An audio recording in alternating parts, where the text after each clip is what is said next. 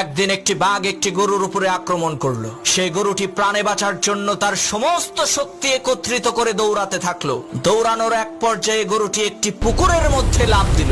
ঘটনাক্রমে সেই পুকুরের মধ্যে কোনো পানি ছিল না, শুধু ছিল কাদা। এদিকে গরুর পেছন পেছন বাঘটিও সেই পুকুরের মধ্যে ঝাঁপ দিল। এতে করে গরু এবং বাঘ দুইজনেই পুকুরের কাদার মধ্যে গলা পর্যন্ত আটকে গেল। তখন বাঘ রাগান্বিত কণ্ঠে গরুকে বলে উঠলো, ওই হারামজাদা, তুই আর লাফ দেওয়ার জায়গা পাইলি না?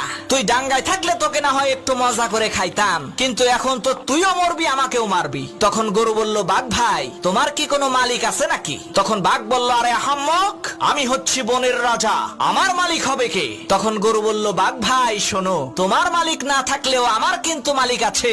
সন্ধ্যাবেলায় আমার মালিক আমাকে এখান থেকে উদ্ধার করে নিয়ে যাবে, আর লোকজন জড়ো করে আনন্দ উল্লাস করতে করতে তোমাকে পিটিয়ে মারবে।